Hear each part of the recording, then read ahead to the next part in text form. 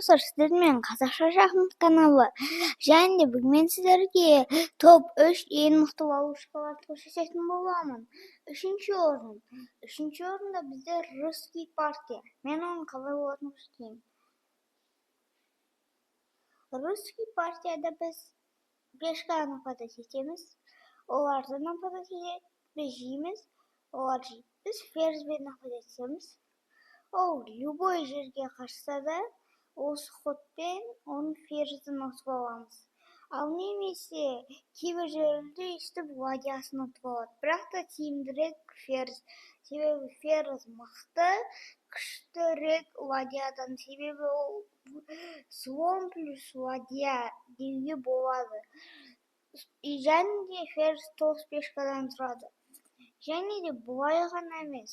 Ол бұлай да қашса да, біз оның несін ұтып аламыз. Одан кейін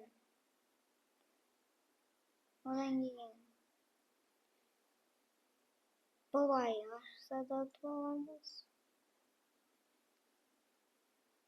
Даже бұлай қашса да ұтып аламыз. Ол яқта қашатын жоқ. Ал егер де олар бұлай істесе, жай ғана жесе алымда, олар жесе, олардың ферзін жейміз. Осындай бізде русский партия пайда болды. Енді келесі ловушка көшейік. Сіздерге русский партияның егер толық білгіңіз келсе, менің каналымда русский партияның видеосы бар. Қарап кетіңіз. Біз сіздерді күтеміз. Енді жалғастырайық.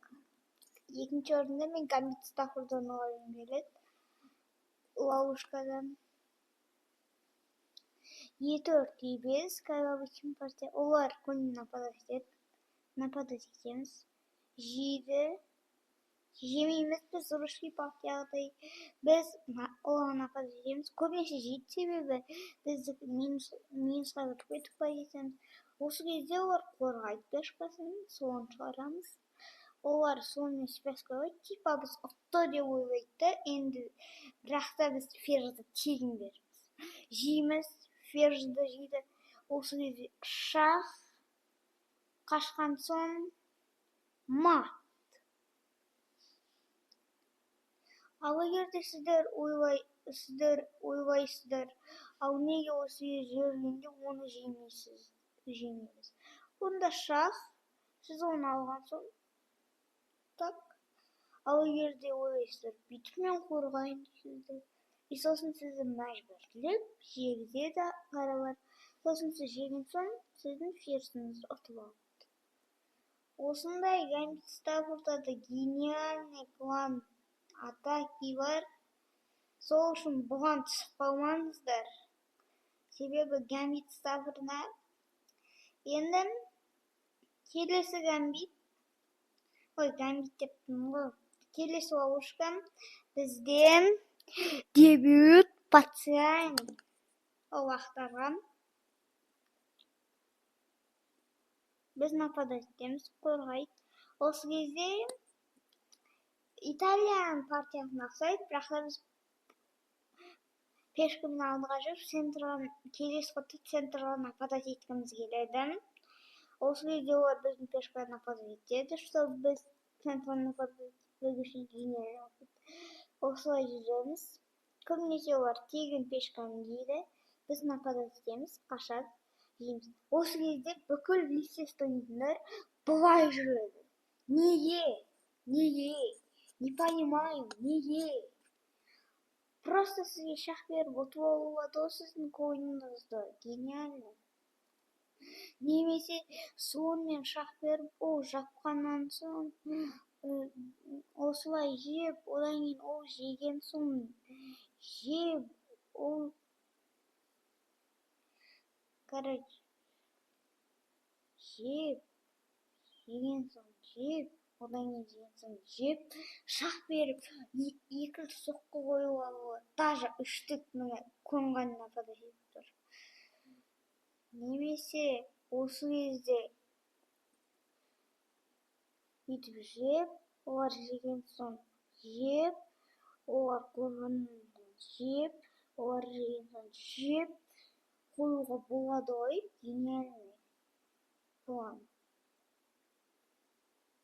Негізі.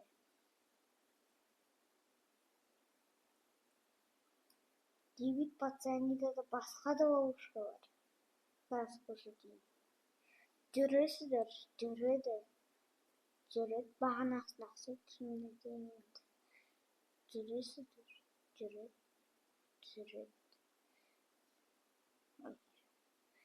Жейді, жүреді. Осы кезде осылай находится. Да иди, не вопрос. Жейді, жейсіз. Все потеряли коня и неприятный момент. Сіз енді рокировка жасай алмайсыз. Койыңызды потерять етесіз. Және де корольға тәкаппар ету өте жақсы ой. Себебі король ашық жерде тұр. И мат қоюды. Сол үшін мен бірінші орынға Дэвид Пациани қоямын. Дэвид Пациани өте мықты, өте күшті ловушка.